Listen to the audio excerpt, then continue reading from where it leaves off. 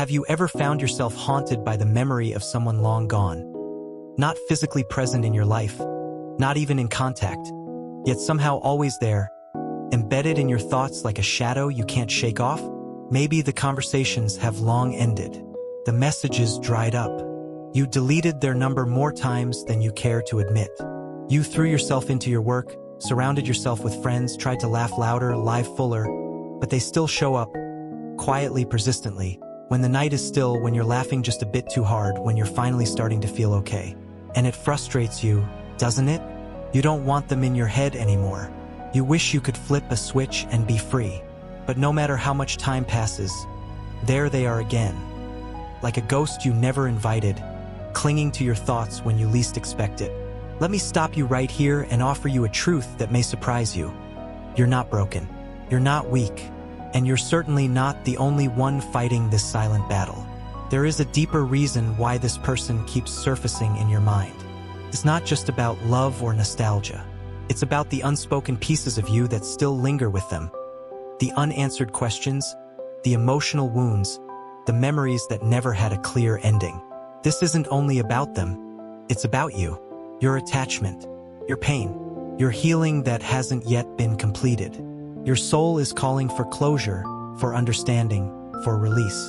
You see, when someone continues to live in your mind long after they've left your life, it's not always about missing them. Sometimes it's your mind trying to teach you something. Sometimes their presence, even in memory, was meant to awaken something in you. Maybe they showed up to expose a wound you hadn't acknowledged. Maybe they stirred an insecurity you needed to confront. Maybe their role was never meant to be lifelong, just long enough to trigger a transformation within you. And that's where the beauty begins. Because you have the power to take back control of your thoughts. You have the power to unravel the emotions that seem to tie you to them like invisible strings. This isn't about forcing yourself to forget. It's about finally listening to what your heart has been trying to say. You're not stuck in your memories because you're still in love.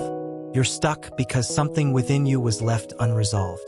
And your mind, being the diligent servant it is, keeps returning to the scene of the wound, hoping for resolution. But you won't find it there. Not in the replayed conversations, not in the what-ifs, and not in the imaginary reunions you keep playing in your head. You'll find it in yourself, in understanding, in self-compassion, in facing the pain you've been avoiding and choosing to heal it on your own terms. Picture this. You're going about your day, working, running errands, laughing with friends, and suddenly, there they are again. Their voice, their smile, the way they made you feel. Out of nowhere, a memory, flash, and your whole mood shifts. It's like you've been ambushed by your own mind, dragged back into a space you thought you'd left behind. Why does that happen? Why does someone who isn't part of your life anymore still feel so present in your emotional world? Because they marked you, not just with love or heartbreak, but with energy. Emotional energy that you exchanged with them during your most vulnerable moments. When you connected with someone deeply, when you shared laughter, tears, dreams, fears, that energy didn't just disappear. It lingered. It embedded itself in the corners of your subconscious. And that's what you're feeling. It's not always them. It's what they represented. Maybe they made you feel understood, or seen, or finally enough. Or maybe they broke you in a way no one else ever did. Either way, the impact was real. And your mind, your soul, doesn't easily forget such imprints. But here's something powerful. You don't have to run from these thoughts. In fact, running only gives them more power. You face them. You sit with them. You ask yourself, what did they really awaken in me? What is my mind trying to process through their memory? Because once you begin to unravel the emotional thread connecting you to them, you begin to reclaim your energy. You begin to understand that healing isn't about erasing someone. It's about integrating the experience and choosing to no longer let it define you. And here's another truth many never talk about. Sometimes the person you can't stop thinking about isn't who they really were. It's who you believed they were. It's the story you wrote about them in your heart, the potential you saw, the dream you built.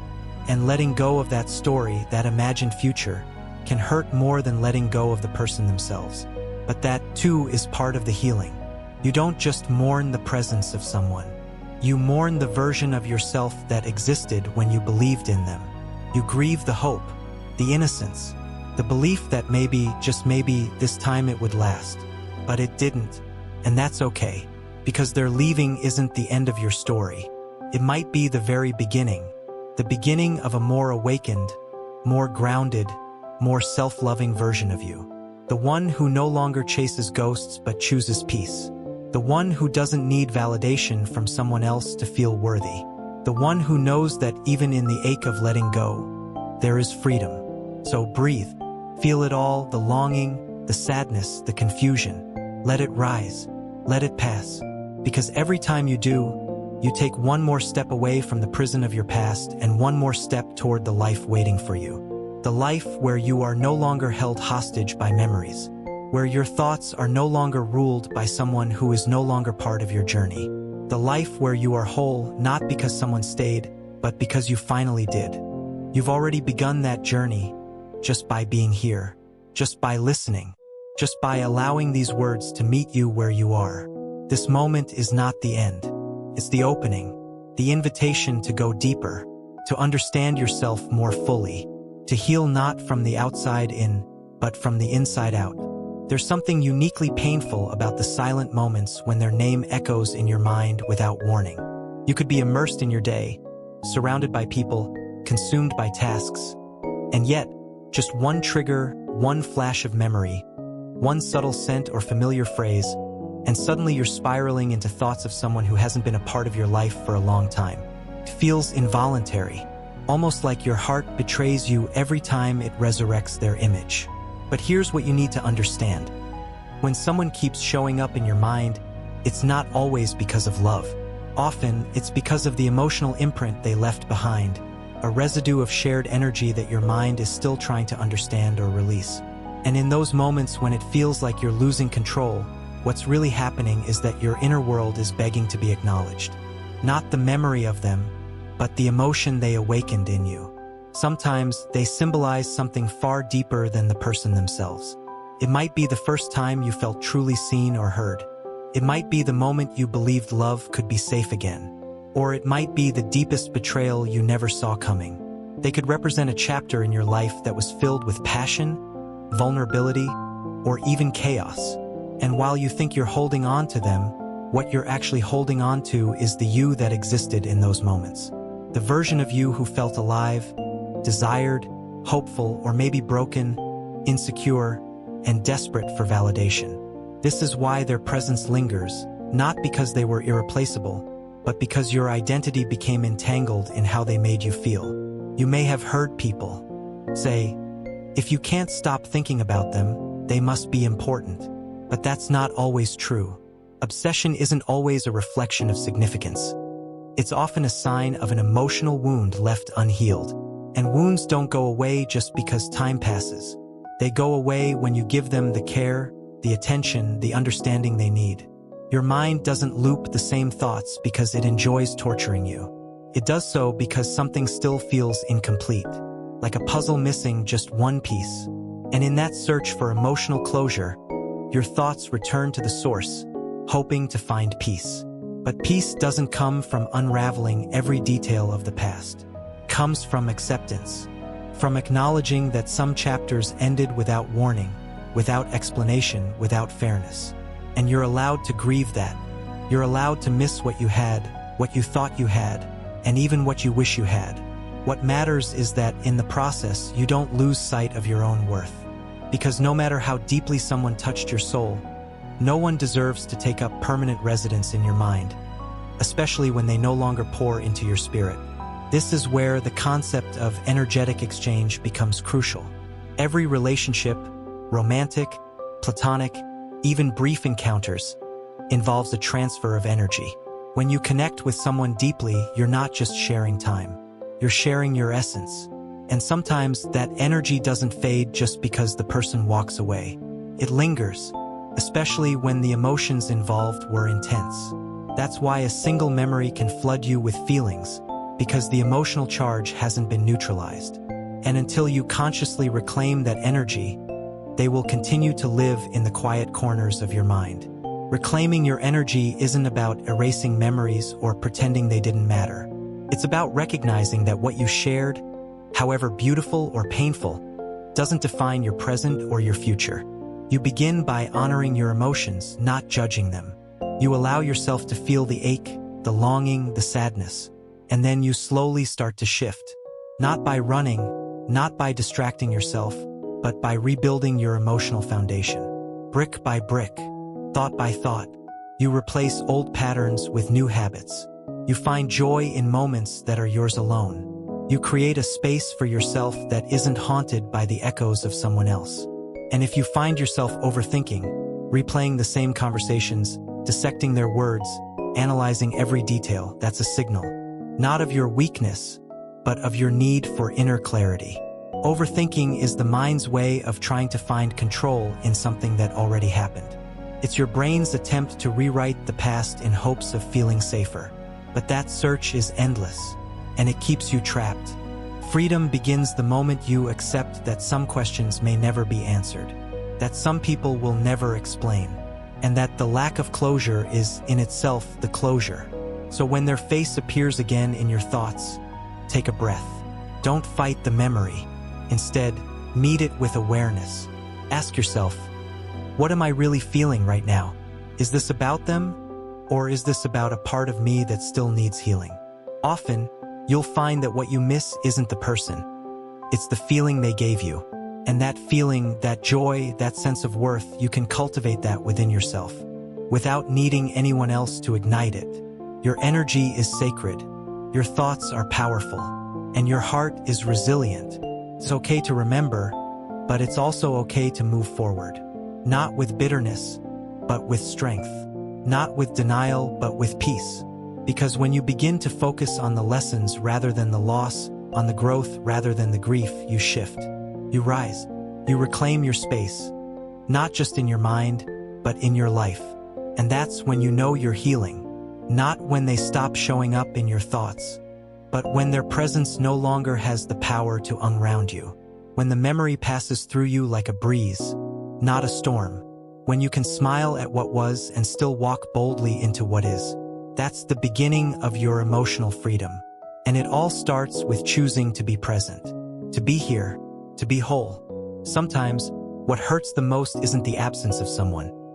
It's the conversations that never happened, the closure that never came, the feeling that something important was left dangling in the air, unanswered. This is one of the most overlooked reasons why someone keeps haunting your thoughts. The story between you two never truly ended. It simply stopped. And the human heart is not built to carry loose ends lightly. Your mind replays old memories not to torment you, but to try and make sense of a narrative that never received a proper ending. Think about it. We crave completion. We finish books, we resolve arguments, we say goodbye when we leave a room. But when a relationship ends without resolution, when someone disappears, when a message goes unanswered, when love is withdrawn without explanation, your brain continues the story on its own. It builds fantasies. It imagines alternate endings. It searches endlessly for a satisfying conclusion, even if the only one that exists is silence. That's why even if months or years pass, they can still return to your mind like they never left. Because in your emotional timeline, that chapter was never closed, it was abandoned. And the worst part? Your brain doesn't know how to shut that door on its own. It waits. It hopes. It holds on to imaginary scenarios where you bump into them at a cafe and finally say what you never had the chance to, where they admit everything, apologize, explain themselves, and make the pain make sense. But most of the time, those moments never come. And instead of moving forward, you find yourself circling the same emotional cul-de-sac, again and again. But here's the truth you need to hear. Closure doesn't always come from them. It often has to come from you. It comes when you stop chasing answers from people who refuse to offer them. It comes when you accept that the lack of explanation is the explanation. When you realize that their silence speaks volumes. Maybe they couldn't handle your truth. Maybe they weren't capable of giving love the way you needed. Or maybe they simply didn't value what you shared enough to honor it with honesty. Whatever the reason, Their inability to end things properly does not have to be your prison. You can close the chapter yourself. You don't need permission. You don't need one last conversation. You need a decision. A decision to stop giving your peace away to someone who won't even give you a second thought. That's not cruelty. That's self-respect. You're not erasing the past. You're setting boundaries around your future. You're not denying what happened. You're choosing to stop bleeding for a wound that someone else refused to acknowledge. And sometimes, the person you keep thinking about isn't even the one who hurt you the most. They're simply the one who activated the oldest pain inside you. They triggered something that had been dormant. A fear of abandonment, a craving for validation, a belief that you're not good enough unless someone else says so. That's why forgetting them feels impossible. Because you're not just mourning the loss of them. You're mourning the version of yourself that believed they were the answer to your healing. But healing doesn't come from those who broke you. It comes from within. It begins when you decide to stop outsourcing your worth. When you start recognizing that the person you were when you loved them is still inside you. Strong, sensitive, hopeful, and they deserve your love more than anyone else. That version of you was never weak. They were brave enough to love deeply, and now they deserve to be free. So when the thoughts return, and they will, meet them with compassion. Don't scold yourself for still remembering. Don't shame yourself for still caring. Just gently remind your mind, I know you're trying to protect me. I know you're looking for understanding. But we're safe now. We don't need to keep chasing shadows. We're choosing light. Let those memories rise and fall like waves. Let the ache come and go without judgment. And every time you feel the urge to revisit their world, return instead to your own. Write a journal entry. Speak your truth aloud. Cry if you need to, then breathe, and redirect. Again and again, until the habit of pain is replaced with the practice of presence. It's not about forgetting them. It's about remembering yourself. You are not the unfinished story. You are not the unanswered text. You are not the silence they left behind. You are the continuation. You are the next chapter. And it begins the moment you stop waiting for them to validate your experience. Give yourself the ending they never gave you. Say goodbye to the fantasy of closure. Say goodbye to the illusion that they held the key to your peace. Because they don't. You do. You always did. And the moment you realize that, the grip they have on your mind begins to loosen.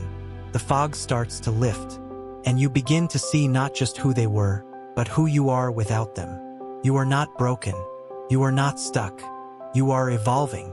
And this pain, this mental loop, this constant remembering, it's not your forever. It's just a passage. A tunnel you're walking through on your way back to yourself. So walk it slowly. Walk it honestly. But most of all, walk it with the unshakable belief that the best parts of your life are still waiting for you. Not in their presence, but in your healing, in your wholeness, in your freedom. It often feels like a betrayal, doesn't it? When your own mind becomes the very place you're trying to escape. You try to be present, try to stay grounded, try to keep your thoughts tethered to reality. But somehow, without warning, your mind slips into that old familiar cycle, bringing them up again. Not because you want it to, not because they deserve that space, but because your brain has been trained, through repetition and emotion, to go back to them over and over like a reflex you didn't consent to. That's the torment of overthinking. The quiet storm inside your head that never seems to rest. And what makes it even more suffocating is that it's not just a thought anymore. It's a habit. A groove your mind falls into like an old track in a worn-out record. You find yourself replaying the same scenes, the same words, the same questions you've already asked 100 times. Why did they do that? What did I do wrong? What if things had gone differently? It becomes less about them and more about how much mental space they've consumed without even being there. But here's the hidden truth. Not every thought that visits you is worth entertaining. Some are echoes of old pain, not current truth. Some are just the remnants of unfinished loops your brain is desperate to solve, even if there's no solution left. That's where the trap of overthinking begins to distort your reality. Suddenly, you're assigning meaning to every gesture they made, decoding every message they once sent, creating new narratives from their silence. And while your mind is busy trying to make sense of the past, your life in the present begins to quietly drift by. And the hardest part? You think you're processing. You think you're working through it. But often what you're really doing is just looping, going in circles, wearing a deeper trench in your memory instead of walking your way out of it. It's not clarity, it's exhaustion. Not healing, it's mental noise. And every time you replay their face, their words, their choices, you hand over your power a little more. But it doesn't have to stay this way. Your thoughts are not chains, they are choices. And just like habits are formed, they can also be unlearned. The first step is awareness. You have to notice the moment your mind starts slipping into their orbit again. Not with judgment, not with shame, but with clarity. Say to yourself, I see what's happening.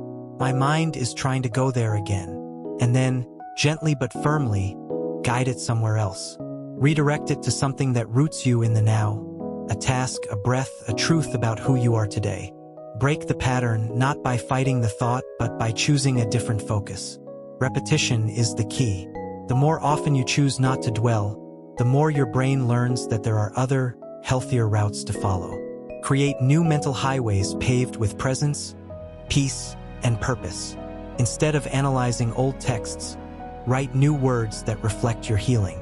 Instead of imagining what you could have said, speak affirmations that remind you of your worth. Instead of obsessing over what didn't work, invest your energy in building what can still flourish. Because here's a truth no one talks about enough. Sometimes the person you can't stop thinking about isn't your soulmate. They're just the loudest echo of your own unmet needs. And your mind clings to that echo, not because it's meaningful, but because it's familiar. You don't miss them, you miss the feeling of being needed, wanted, loved, understood. That's not weakness, that's humanity. But now, it's time to learn how to give those things to yourself. You have the power to retrain your thoughts, not by force, but by intention. Every time you feed your mind with purpose, with learning, with connection, with self-care, you dilute the power of those old memories. You teach your mind that your peace is more valuable than your past, that your energy belongs in the present, not tangled up in someone who isn't here anymore. And yes, there will be days when the pull feels stronger, when nostalgia whispers sweet lies, when your chest tightens with the weight of what could have been. On those days, remember this: a memory is not prophecy, a thought is not a truth, and their absence does not diminish your worth. Let those thoughts come and go, like waves crashing onto shore. But don't build your home on a beach that's constantly eroding. Choose stability. Choose intention. Choose to build where the ground is solid inside you. Overthinking thrives in silence and solitude. So speak your truth. Journal your pain. Move your body. Engage with your world. Don't wait for your mind to stop thinking about them before you start living again. Start living and your mind will begin to catch up. Rewire it with action, with joy, with curiosity, with compassion. Be patient with yourself, because healing is not a sprint. It's a slow unfurling of all the knots in your mind. You are not crazy for thinking about them, but you are free to stop, free to break the loop, free to shift your focus to the one person who has always been with you. This is your mind, your life, your story. And the chapter where they took center stage has ended. You don't owe them another page. Fill the rest of your book with moments that reflect your strength, your peace, your joy. You're not trying to forget, you're learning to remember who you were before they entered, and who you've become since they left. That version of you deserves the spotlight now. And your mind, once trained to chase ghosts, can be trained to chase light instead. Sometimes, the most haunting memories are not the loudest ones, but the quiet ones. The ones that sit silently in the back of your mind, untouched yet ever present. They don't scream or beg for attention. They just linger. You're brushing your teeth and there it is. You're laughing at a joke with friends, and suddenly it flickers through you like a shadow. The face you tried to forget. The conversation that never ended. The moment that left you changed. These moments creep in not because you're inviting them, but because your heart has not yet fully processed them. There's a strange kind of grief in remembering someone who is still alive, still walking this world, but no longer walking it with you. The absence becomes a presence. Their silence, a noise louder than any words could ever be. It's not just heartbreak. It's a kind of mourning. Mourning a version of yourself that existed only when they were there. Mourning the conversations that never got to happen. The version of the future that now lives only in your imagination. You keep asking why your brain won't let go, why it insists on revisiting the same places where you were once hurt.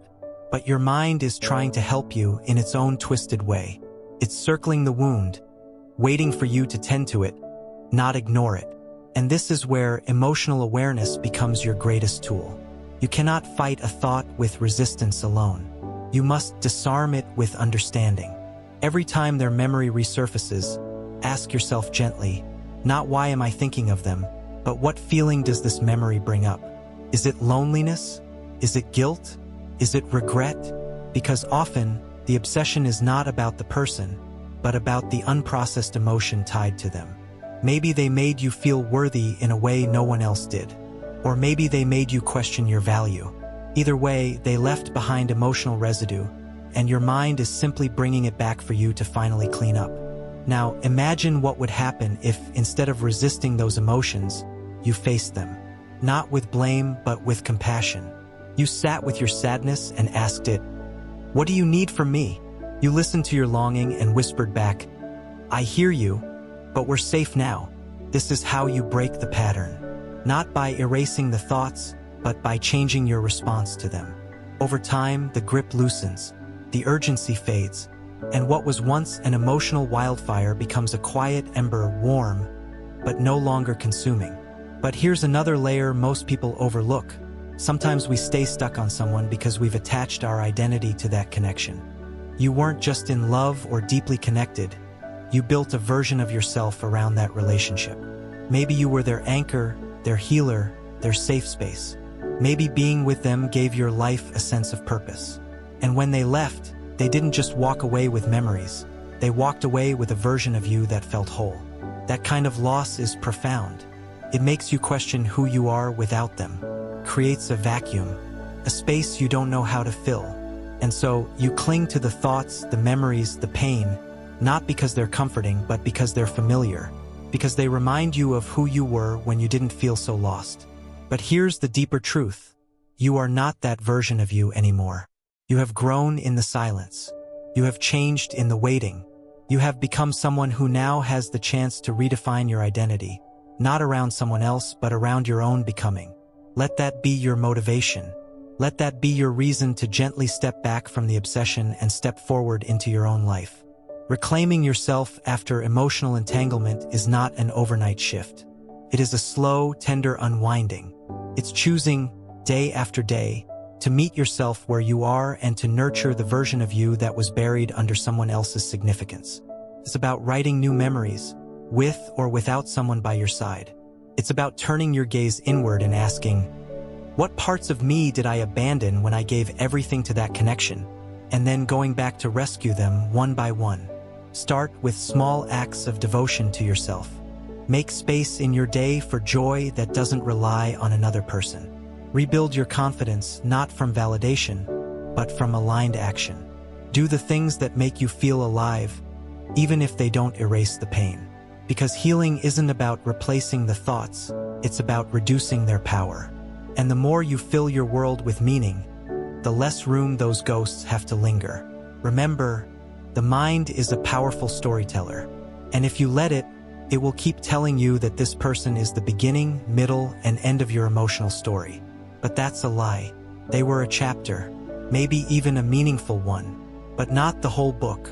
The pages ahead are blank, waiting for you to pick up the pen, not with trembling hands, but with grounded resolve. You are not broken because you remember them. You are not weak because they still visit your thoughts. But you are ready now. Ready to stop giving them center stage in a life that no longer includes them.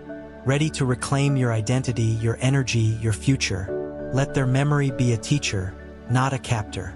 Let your growth be the proof that you've moved on, not because you forgot, but because you finally remembered who you are. That's the true freedom, when you realize you no longer need the memory to keep you company, because you've become enough for yourself. And that truth is more powerful than anything they ever could have given you. There's something sacred about the moment you decide to stop chasing closure from someone else and instead start giving it to yourself. It doesn't happen in a loud, dramatic gesture. It happens quietly, in a moment of stillness. Maybe when you're walking home alone, or lying in bed after another restless night. You suddenly feel it. The weight of constantly thinking about them, wondering what could have been, starts to feel heavier than the thought of letting go. That's the shift. That's when healing begins, not because you've figured everything out, but because you're finally willing to stop letting them live in your mind for free. And what's even more powerful is that you start to realize their hold on you wasn't about love anymore. It was about habit. It was about the comfort of the pain you've grown used to. It was about the story you kept telling yourself, that you needed answers, that you needed to be remembered, that they needed to come back and fix what was broken. But that story doesn't serve you anymore. It keeps you circling around a version of the past that no longer aligns with the person you're becoming. Your freedom starts when you stop waiting for the message, the apology, the perfect explanation. Because maybe it's never coming. And maybe that's not a tragedy. Maybe it's a blessing disguised as silence.